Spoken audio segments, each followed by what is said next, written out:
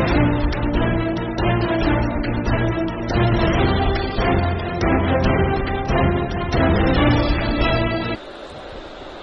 हमारे साथ हैं विनोद जी खंडेलवाल।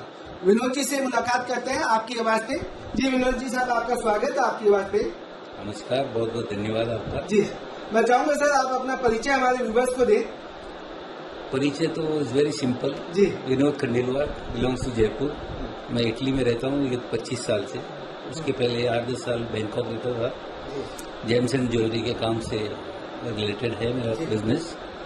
और इट्स आप जयपुर में ही, मतलब आपका बर्थ प्लेस जयपुर रहा? हाँ, बर्थ प्लेस जयपुर रहा। कहाँ से एजुकेशन क्या रहा आपका, थोड़ा सा? जयपुर में ही अग्रवाल कॉलेज किया। उसके पहले खंडेलवाल स्कूल में पढ़े जी, टैगोर स्कूल में पढ़े।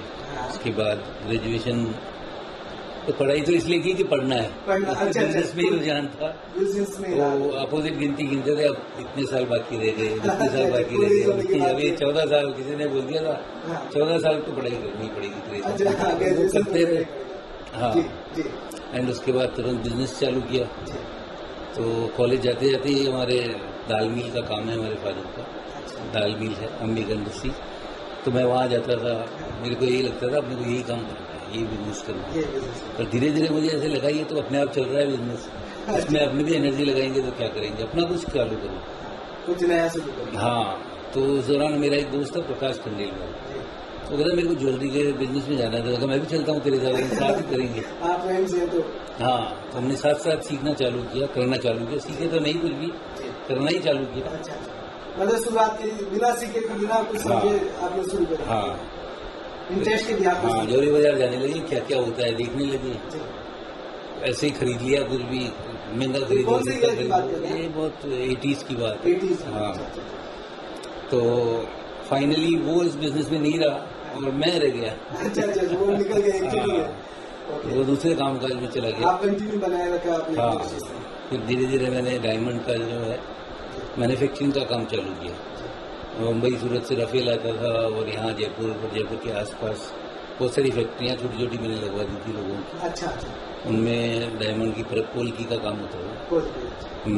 तो वो मैं फिर रिसेल करता था, वो भी जयपुर से बाहर ही ज़्यादा करता था, हैदराबाद, बीकानेर, दिल्ली, बॉम्बे। अच्छा, तो बॉम्बे में एक बार किसी के यहाँ माल बेचते हुए हुआ कि वो बैंकॉक से आया हुआ था माल खरीदने वाला। अच्छा, तो प्राइस में बहुत मेरे को कम से कम ऑफर कर रहा था। मैंने कहा देख मेरा माल ले ले, नहीं तो मैं वहाँ आ जाऊंगा बेचने। अच्छा, तू जिसको बेचता है उसको बेच। फाइनली वो बात को मेरे को फॉलो करना था, तो मैं बैंकॉक चला गया और वहाँ मैंने माल बेचना चालू किया। इधर मैन्युफैक्चरिंग हो रही है, उधर माल बेच रहे हैं।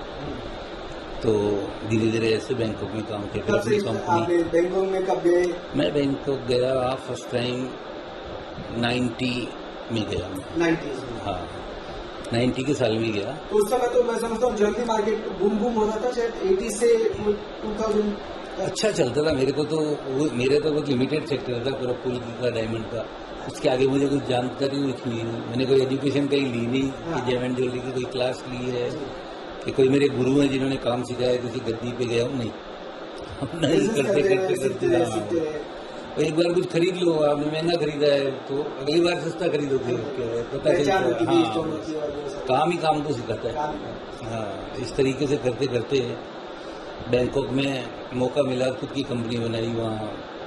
फिर और कलस्टोन में धीरे धीरे वहाँ खरीद लेके बेचने लगे। आपने अपनी कंपनी का फर्म का करीब 92 में 92 अराउंड। हाँ, क्या नाम था? क्राउन रोज डायमंड कंपनी का नाम। हाँ, तो मेरे छोटा ब्रदर था, उसको भी मैं। तो आप सिंगल हैंडेड चलाते थे या कुछ पार्टनर्स के साथ? आपने? नहीं, पार्टनर्स नहीं थे, सिंगल हैंडेड ही थे। थोड़ा छोटा ब्रदर फिर साथ में आ गया था, तो उसको वहाँ मैं बैंकॉक परमानेंट उसको फैमिली के साथ सेटल किया और मैं अप डाउन करता था। ऐसे करते रहे काम। तो वहाँ फिर करेंसी फ्लक्चुएशन आया था 94-95 में, तो डिवैल्यूएशन जिसको बोलते हैं, तो उसमें सब बिजनेस भी बंद हो गया था। और मनमोहन सिंह जी के टाइम पे? हाँ, हाँ। तो उस समय तो नए मार्केट के सर्च में, हाँ, वो तो समझते हैं, तो बहुत जितना कमाया था वो सब चला गया और डेप्थ हो गई। तो बिना कुछ करे ही सब हो गया, बैठे बैठे ही साफ हो गया। तो सब उतार चढ़ाव जीवन के देखे और सब खट्टे मीठे अनुभव भी खूब रहे। बहुत दोस्तों का, बहुत लोगों का सहयोग रहा, जिनका मैं हमेशा आभार प्रकट करता हूँ हमेशा कि thanks to everybody, they contributed in लेट्स से। आपके बिजनेस में कोई गॉड फादर रहे हो या आप बताना चाहें, सपोर्टर्स जो आपके बिजनेस में, आपकी फैमिली में, आपके मोटिवेशनल? बहुत सारे लोग रहे। मैं बहुत सारों के साथ मिलकर काम करता था, ये सोच के कि चलो किसी न किसी की तकदीर से तो चलेगा। तो वो बहुत लोगों के साथ अलग अलग चीज़ में साझेदारी की, बहुत जॉइंट वेंचर्स लेट से, और साझेदारियाँ भी थी। नाम नहीं लेना अच्छा लगता है, लेकिन आज भी रेस्पेक्टेड है। एक से भी मेरे किसी से ऐसे रिलेशन नहीं हुए कि जैसे किसी झगड़ा या कुछ नहीं, सबसे स्वीट रिलेशन है। और अच्छा ही बुराई जिंदगी के उतार चढ़ाव सबके साथ आते हैं, चलते हैं, हमारे साथ भी आए, पास किया सब। तो उसके बाद फिर अब मेरा अकेले का काम है, कोई पार्टनर नहीं है। और मिलान में मैं स्टेब्लिश हूँ। पहले मैं वेनिस से काम चालू किया, वेनिस जो इटली में बहुत फेमस जगह है। उसके बाद विचिंसा शिफ्ट हुआ, जहाँ इंडस्ट्रियल एरिया है, gem and jewellery industrial area है। एंड देन फाइनली मिलान में मैं शिफ्ट हो गया। अभी जब से बच्चा पढ़ाई पूरी करके हर्ष मेरा लड़का मेरे साथ आया, तो अभी क्या है, बहुत स्ट्रेंथ हमको मिल गई। बच्चों से आपको स्ट्रेंथ मिल गई, वर्किंग पार्टनर मिल गया। मेरे 2 डॉटर है, एक लड़का है। तो क्या नाम है बच्चों? बड़ी लड़की शीतल खंडेलवाल, उसकी शादी हुई है आशीष मानकपुरा से। मैं हनुमान शाह जी मानकपुरा हैं। विद्याधर नगर खंडेलवाल हाँ एसोसिएशन के अध्यक्ष हैं। अच्छा। और इंडस्ट्रियलिस्ट हैं। उनके लड़के हैं आशीष जी, उनसे मेरी बेटी की शादी हुई है। और सेकंड बेटी है ट्विंकल, उसने जेम एंड ज्वेलरी का कोर्स किया, जेमोलॉजिस्ट बनाया है उनको। अच्छा। मैंने ये कोशिश की कि जो चीज़, जो कमी अपने पास हमारे पास रही, वो प्लस हमारे बच्चों में देखें, उनको पूरी कराएं। तो मैंने उनको बाकायदा जेम्स एंड ज्वेलरी की एजुकेशन दिलाई।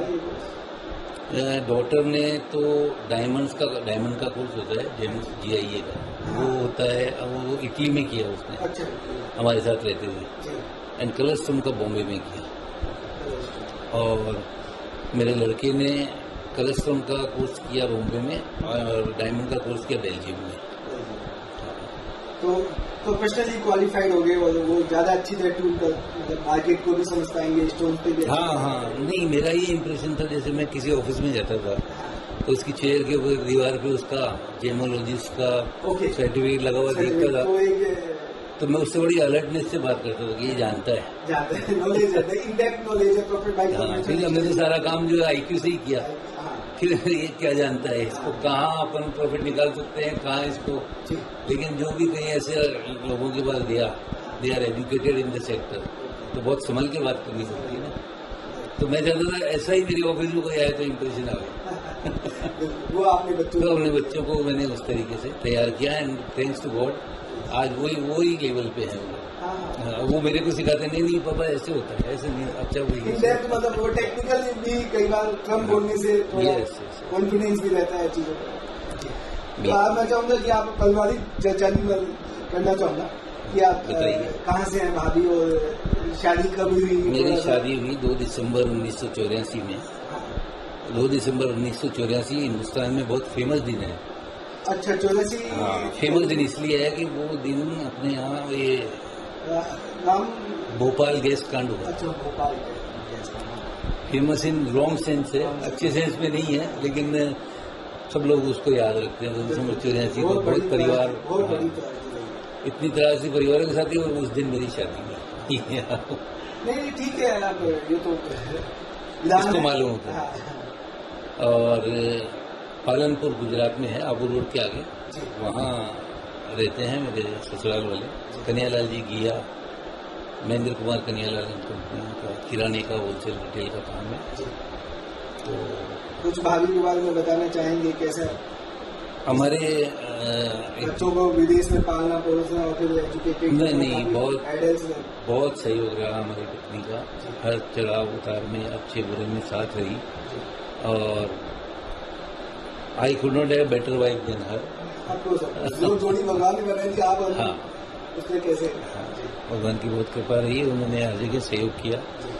आज भी इटली में साथ में है, वहाँ हर तरीके की कोई इजी लाइफ नहीं है वहाँ पे। आपको बाहर रहते हैं तो देखिए विदेश दूसरी दुनिया है, आपको मतलब फैमिली हाँ। के बीच में रहना और विदेश में रहना, वहाँ कोई सोशल लाइफ नहीं है सोशल लाइफ जैसे यहाँ है जयपुर में, तो इंडिया वुमेन्स को तो में। बहुत थोड़ा मतलब लैंग्वेज की प्रॉब्लम है, सोशल लाइफ, खाने पीने की, लेकिन उन सब में इतने साल से हमारे साथ बिल्कुल मैनेज किया। कंधे से कंधा मिला के, हमको भी एहसास नहीं होने दिया।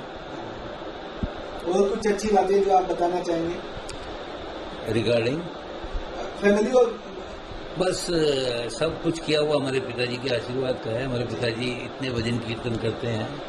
रामनिवास गार्डन में यहाँ सत्संग भवन है, वहाँ बरसों से हम बचपन में भी उनके साथ जाते थे और उन्होंने ही सिखाया कि देखो भगवान आस्था में आस्था ऐसे रखनी चाहिए। उन्होंने जो बोला हमारे लिए तो ब्रह्म वाक्य रहे। आप हमारी ज़िंदगी में तो हमारे पिताजी को आप मेरा गुरु मान लो, मेरा सब कुछ है। गार्जियन और हाँ। गार्जियन जो है आज भी वो जो कह रहे वही हमारे लिए तो ब्रह्म वाक्य है, ऐसा है। बाकी तो अब रहा सवाल बिजनेस का, तो मेरा ड्रीम था बेल्जियम जाना एक बार। अच्छा एक बार लाइफ में बेल्जियम जाएंगे, क्योंकि जैसे ही हब है डायमंड का हब है वहाँ, रफों का और सब डायमंड की रफें वहीं आती हैं। अब तो काफ़ी डाइवर्जन हो गया दुबई में। In Belgium was a dream place, there I wanted to go once and thanks to God मैं वहाँ 500 बार से ऊपर तो गया होगा।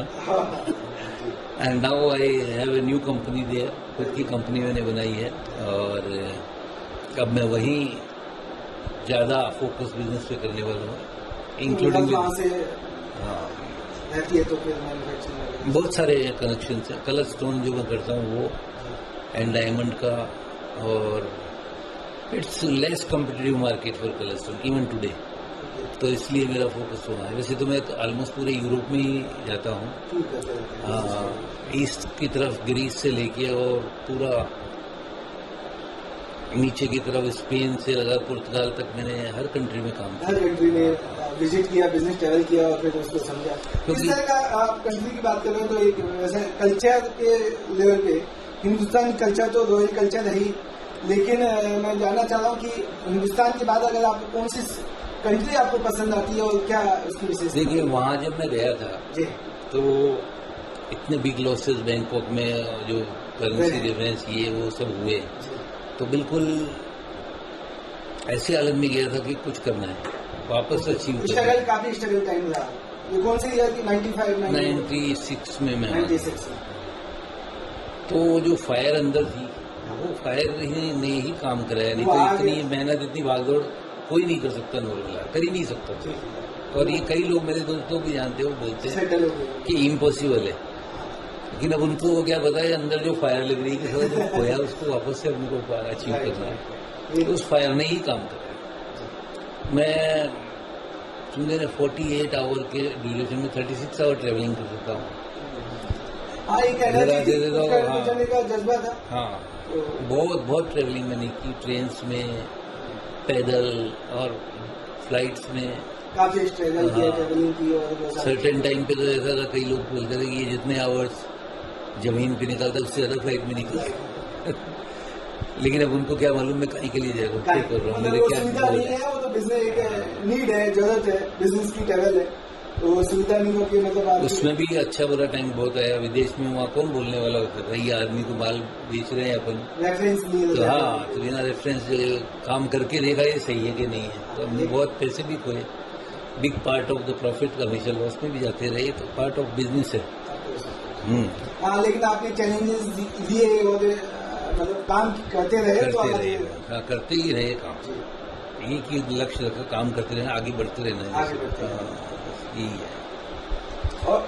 और आप इंडियन, मैं बात करूंगा कि आपने एज ए NRI लाइफ अपना मतलब 25 साल निकाले हैं, उससे ज्यादा निकाले हैं, तो जो इंडियन के प्रति क्या किस तरह का विदेश में किस तरह से देखा जाता है, पास्ट में कैसे देखा जाता था, या अभी मोदी जी के आने के बाद थोड़ा और सम्मानित महसूस हो रहे हैं इंडियंस, आप क्या कहना चाहेंगे? देखो ये चेंज, ये एक बहुत बड़ा चेंज हुआ है, परिवर्तन आया है, करते हैं चेंज, उसको मैंने बड़ी बारीकी से देखा है, महसूस किया है, नोट किया है। थोड़ा जब मैं 25 साल पहले वहाँ गया था तो मुझे इटली में जब गया था तो मुझे ये लगता था कि इतने ग्रोह हैं, इतने ऊपर बढ़ गए हैं कि इनका सर जो है तो ऊपर छत से टकरा रहा है। अब इनके पास तो जगह ही नहीं रही ऊपर निकलने के लिए। अच्छा। और हम लोग कहाँ बिल्कुल नीचे हैं जमीन पे। तो लेकिन उस समय भी मैं ये सोचता था कि अपन जो नीचे हैं अपने को पूरा स्पेस है ऊपर बढ़ने के लिए, इंडिया को। और ये कहाँ जाएंगे? अब ऊपर तो छत है। हाँ। तो अल्टीमेटली कहीं जाएंगे तो नीचे आएंगे। और कोई जगह नहीं है। ये 25 साल के दौरान मैंने देखा है इंडिया बहुत ऊपर आ गया एंड यूरोप काफी नीचे आ गया। अभी भी 19-21 का फर्क है, लेकिन we are very near to the European economy. और अब मैं जब यहाँ आता हूँ तो मुझे आश्चर्य लगता है इतना परिवर्तन, बहुत डेवलपमेंट, इतने लोग एजुकेटेड, ऐसी बातें कर रहे हैं। ये पहले इंडिया में मिसिंग था ये सारा।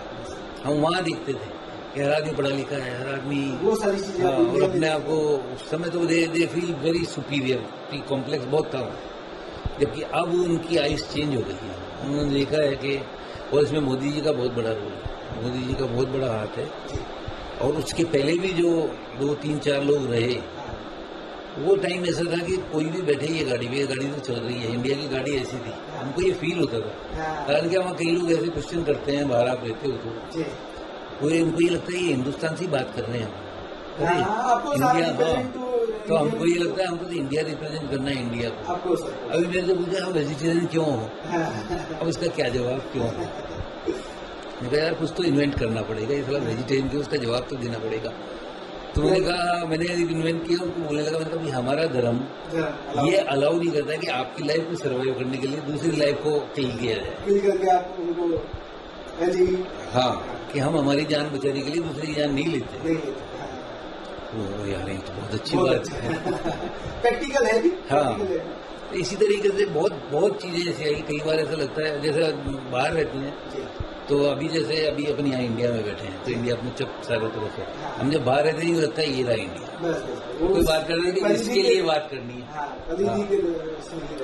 और बहुत चांसेस ऐसे आए, कुछ घटनाएं, अच्छी बुरी घटनाएं जो आप उस समय स्ट्रगल के दौरान रही हो, एज ए इंडियन आपने फेस की हो। नहीं, एज ए इंडियन तो सबसे, इटली में तो सबसे ज्यादा फेस तब की थी जब अपने यहाँ 2 नाविक को इंडिया गवर्नमेंट ने रोका था। अच्छा। में जो मछुआरों को मार दिया था। जी। तो उस समय वहाँ इंडियन कम्युनिटी के प्रति धीरे धीरे बड़ा नेगेटिविटी, और हर जगह ऐसे उदाहरण होते थे। रोडों पे लोग रुक के बोले, अरे भाई वो हमारे नाव वाले कब जो हो गए। मतलब एयरपोर्ट्स पे हमको, जैसे मेरे को कई बार एयरपोर्ट पे एक्स्ट्रा रोक लिया 2-3 घंटे बैठो। अच्छा। इंक्वायरी चल रही है। हाँ, बिना कोई रीजन के। तो ऐसे बहुत उदाहरण हुए। कई बार कई पुलिस वाले भी रोक के पूछते थे। अच्छा। पूछते क्या थे? ऐसे बोलते थे हम ही इंडियन है। हाँ, इंडियन ही हमारे वो 2 आदमी कब भेज रहा है? तो मेरे हाथ हरेसमेंट टाइप आप बोल सकते हैं। उसको भी सॉफ्ट बात करते थे, लेकिन हमने ये किया 2-4 दोस्त जो हम लोग बैठ गए, कुछ करो इसमें। हमने कॉन्सुलेट को, एम्बेसडर को कांटेक्ट किया कि भाई ये केस बोले हम लोग लगे हुए हैं, लेकिन आप भी कुछ अपनी तरफ से लेटर लिखो। हमने इधर उधर लेटर लिखे। एक बार हमारे एक मित्र को मैडम सुषमा स्वराज फ्लाइट में ट्रेवल करते टाइम मिल गई, पता चला बिजनेस क्लास में वो है। अच्छा। तो उन्होंने क्रू से बात करके और उसी लेटर की एक कॉपी की हमारे मिनिस्टर साहब बैठे उनसे, तो वो फिर मिलने आई, बात करी और उन्होंने एश्योर किया कि we will do something, don't worry, we are aware of it. हाँ। तो उसके बाद उसके बाद से लेके और आज तक इतना बड़ा फॉरेन पॉलिसी मोदी जी के आने के बाद कुछ बेटर हुई है। और मतलब एक एंगेजमेंट जो इंडियंस है, जो सम्मान मिलना चाहिए विदेशों में, वो मिला है। आप देखो, मैं आपको बताऊँ, मोदी जी का मैं ब्लाइंड फेथ, जिसको कहते हैं ना ब्लाइंड फैन हूँ। अच्छा। ओके, लेकिन मेरा ये मानना है कि इस समय की स्थिति में इंडिया में कोई भी आदमी बैठा होता मोदी जी के लिए, इंडिया की हालात यही जाने वाले थे बेटर। इंडिया को आगे बढ़ने में कोई नहीं रोक सकता। लेकिन वो लीडरशिप का रोल होता ही होता है उसमें। लीडरशिप के बाद में जो ऊपर के 5% लोग होते हैं, उसका ज्यादा बड़ा रोल होता है, मेरा ये मानना है। अब तो लीडरशिप के वो लोगों में लोग होते हैं जो अधिकार नहीं, वही आप सरकारी लेवल की बात करें, मैं व्यापार लेवल की बात करें, जो इकोनॉमी को चलाते हैं लोग, व्यापारी। मेरा ये मानना है कि they people know to handle with Modi ji, cooperate with Modi ji, और मनमोहन सिंह जी और नरसिम्हा राव जी और whoever it is, और कल उठ के you never know anybody else. मेरा ये मानना है। कोई बात करता है मोदी जी की तरह, मोदी जी नहीं है कि वो क्या, मैं भी बोलता हूँ, मैं भी सुनता हूँ, मानता हूँ ये बात, लेकिन मेरा ये अंदर अंदर मानना ये खुद का ऑब्जर्वेशन है कि कोई भी बंदा बैठा होता, आप भी प्राइम मिनिस्टर होते ना, तो इंडिया तो ऐसे ही बढ़ता। नहीं, आप देखो बोल सकते हैं, आप बात क्या बताता कहते हूँ, हैं? जी, मेरा कहना सुनो आप, जी, क्योंकि मैं वहाँ बाहर रहता हूँ जी, जी। और मैं ऑब्जर्व करता हूँ ये चीज हाँ, हाँ। बारीकी से, है ना। इंडिया की गवर्नेंस जिसमें मोदी जी में है, इन्होंने ईच एंड एवरीथिंग, एक एक छोटी छोटी चीज, इवन आपको उदाहरण देता हूँ, कोरोना में जिस तरीके से लॉकडाउन से लेके और बाद में सब किया है ना, they followed the European policies 100%। आप जो भी रूल यहाँ पे लगाया है ना, ऑलरेडी यूरोप में आया, उसका अच्छा बुरा ऑब्जर्व किया गवर्नमेंट ने, बुरा है वो छोड़ दिया, हाँ, आपको अच्छा है वो ऐड खुद का एनालिसिस के हिसाब से खुद की तो नहीं सिर्फ यूरोप, अमेरिका और कहीं भी बाहर की कंट्रीज में जो होता आप है, कह सकते हैं। हाँ यही हो रहा है। आप कोई भी डिसीजन ले लो, आपको एग्जांपल देता हूँ, बुरा ही नहीं कर रहा हूँ मोदी जी मेरे, मैं मतलब मेरे आइडियल है, मोदी फैन है मेरे, मैं उनका फैन हूँ, लेकिन अभी 2-2 हजार रुपये किसानों को देते हैं, यूरोप में 20-20 हजार यूरो देते हैं, वो करेंसी के हिसाब से, और वो यहाँ वो 2000 रुपये इकोनॉमिक उतना ही काम करता है जितना उनके लिए 20 हजार काम करता है। हाँ, लेकिन उसके अलावा भी भारत की सरकारों ने इतना पैसा इंजेक्ट किया है पब्लिक में अभी, हाँ, उससे हर सेक्टर में रेगुलेशन है। हाँ, अमेरिका में, यूरोप में, हर कंट्री में, इंडिया में उतना नहीं हुआ है। नहीं हुआ, लेकिन उनका जो इकोनॉमिकल स्ट्रक्चर है और इंडियन का स्ट्रक्चर है, इंडिया इकोनॉमिकल जो स्ट्रक्चर है प्लस पॉपुलेशन बहुत बड़ी मायने रखती है। ये सब आपको इसलिए बता रहा हूँ। अभी 15 दिन पहले मेरे को एक अक्षय भाई हाई लेवल के आदमी ने इटली में ये क्वेश्चन किया और ये बताया, जी, तो मुझे उसका जवाब पूछा उसने, हाँ, ऐसा क्यों? तो मैंने give me 5 minute to relate everything.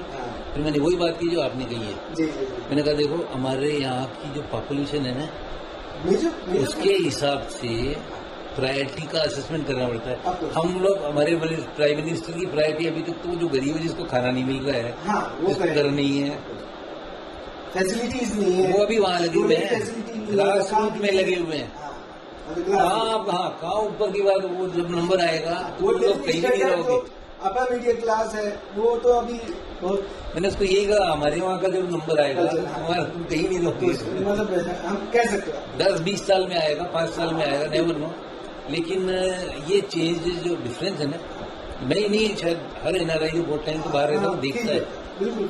कभी बात करे कोई तो मतलब रियली लगता है कि जीएसटी ने जो इम्प्लीमेंट किया मोदी जी ने, फैंटास्टिक, 20 साल से चल रही सुपर, हर जगह है। हमारे यहाँ ईवा बोलते हैं उसको, इटली में IVA is the VAT is like GST, और वहाँ 22% है स्ट्रेट अवे, आप कुछ भी चीज खरीदो, okay, all the things you are paying, yes, all the luxury item, all the single tax 22%, single tax. आप इम्पोर्ट कुछ भी कर रहे हो तो वहाँ गवर्नमेंट को आपको 22% देना है इम्पोर्ट, और मतलब जो जनरल वेन देन अगेन जब आप वापस उसको बेचोगे तो जिसको बेच रहे हो उससे 22% लोगे, तो फाइनली फाइनल कंज्यूमर को देना पड़ता है। वो इम्पोर्ट की मतलब परचेज और सेल और सब में ये 22%, तो उससे तो बहुत कम है यहाँ। तो यहाँ पे तो 18% है, और 18 समथिंग में, फिर उसके बाद स्लैब है यहाँ। हाँ, स्लैब है, 5 भी है, 12 भी है, 18 भी है, 14 भी है। ये सारा पैसा तो वापस गवर्नमेंट जो है इंफ्रास्ट्रक्चर भी लगा दिया, हाँ, पब्लिक की भलाई के लिए। बहुत सारे लोग कहते हैं कि हाँ जीएसटी ज्यादा है, जीएसटी को आपका क्या कहना है? इकोनॉमिक नहीं, जीएसटी लगने के बाद में 90% बिजनेसमैन जो है, 95% दे आर वेरी हैप्पी, बहुत कंफर्टेबल, टैक्स से उनको छूट मिल गई। किसी को जल्दी समझ में आता है, किसी को देरी से, लेकिन फाइनली दे अराइव कि ये बहुत अच्छा किया है मोदी जी। और कोई ऐसी पॉलिसी जो मोदी जी से आप अच्छी लगी हो? अभी तो सब चीज अच्छी लग रही है, क्योंकि जब पॉजिटिव होता है तो हर चीज अच्छी लगती है, और जब खराब होने लगता है तो सब चीज खराब लगती है।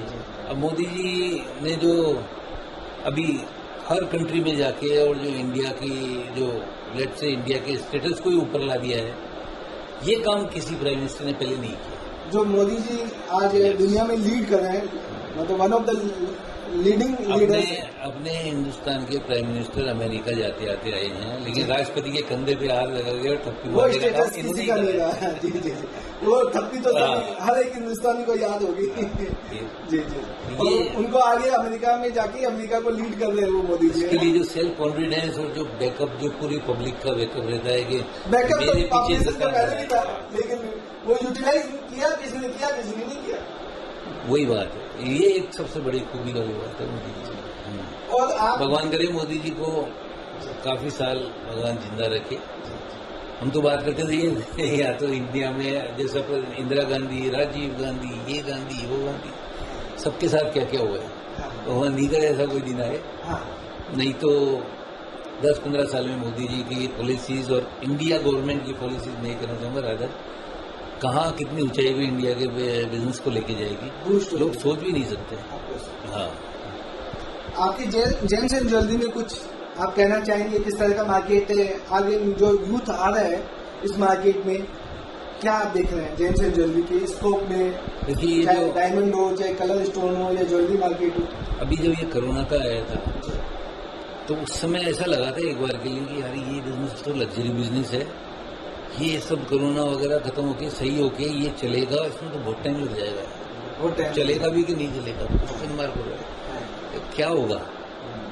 लेकिन कोरोना का जैसे ही असर कम होने लगा, इतना बूम मार्केट हुआ है, इतना बूस्ट किया है मार्केट, इतना ज्यादा डिमांड्स है हर चीज में। 3-4 महीने से काफी कुछ डायमंड, कलर स्टोन, ये पूरे साल में लोगों को दिखने 3-4 महीने में लगा है, लेकिन फीलिंग्स जनवरी से ही चालू हो गई थी इसको। अमेरिका, चाइना, सब सारी दुनिया में हर जगह माल चाहिए, even diamond, even colour stone, set jewellery, जो जिसमें काम कर रहा है, जिसका प्रोडक्ट राइट है, प्राइस राइट है, वो काम कर रहा है।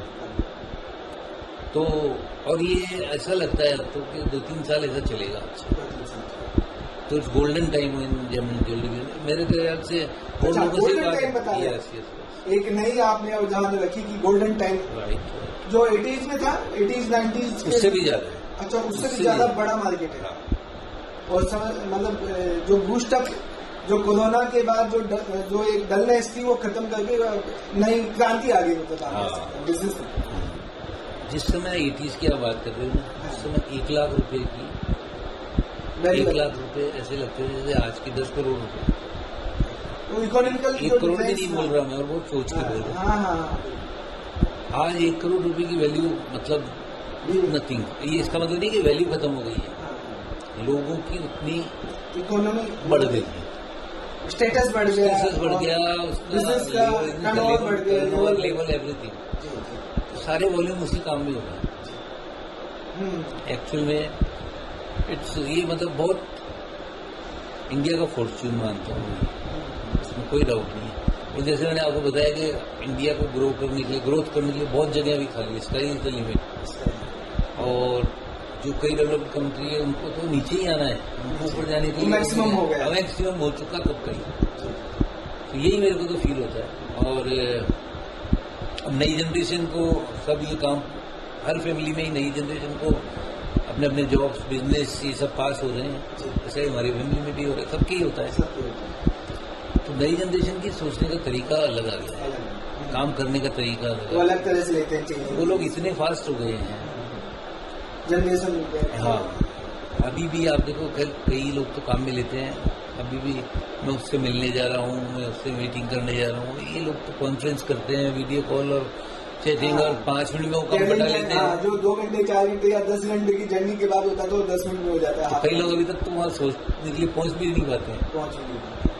तो आपने भी टेक्नोलॉजी को यूटिलाइज किया अपने बिजनेस में? काफी अच्छी तरीके से हम लोग कर रहे हैं। जो जूम मीटिंग वगैरह, जूम मीट वगैरह, गूगल मीट वगैरह, हम जूम मीट से ज्यादा हम व्हाट्सएप का यूटिलाइजेशन करके फास्ट स्पीड से कम्युनिकेशन, अपना गुड्स प्रेजेंट कर देते हैं क्लाइंट को अपने ऑफिस से व्हाट्स, और जो चीज वो शिप कर देते हैं। पहले हम सारा गुड्स लेके जाते थे, दिखाते थे उसको, जाने का रिस्क, आने का रिस्क, टाइमिंग, खर्चा। तो टेक्नोलॉजी आप कहना चाह रहे हैं, टेक्नोलॉजी इतनी फास्ट हो गई कि वो जो स्टोन को भी रिकॉग्नाइज कर लेते हैं हाँ, ऑनलाइन। तो ऐसे जूम सब कैमरे वीडियो ये सब इस तरीके के आते हैं कि बिल्कुल 100% सेम नजर आता है। ट्रस्ट भी होता है कुछ बैकग्राउंड में आपके पुराना व्यापार किया हाँ। तो एक रिलेशन बिल्डअप हो जाता है, तो एक आइडियली जैसे ज्वेलरी वगैरह इन सब में तो इतनी हाई टेक्नोलॉजी आ गई है। आप शोरूम में देख रहे हो या वीडियो पे देख रहे हो, रियल। जैसे क्रिकेट मैच देखते नहीं है, ग्राउंड में देख रहे हो, तो ग्राउंड में दूर दिखता है, हाँ, जबकि आप घर में बैठ के टीवी में देख वो रहे हो, क्लोज रिप्ले भी देख लो और सब कुछ देख लो, पूरी डिटेल भी आ जाती है, सब इतना बड़ा फर्क।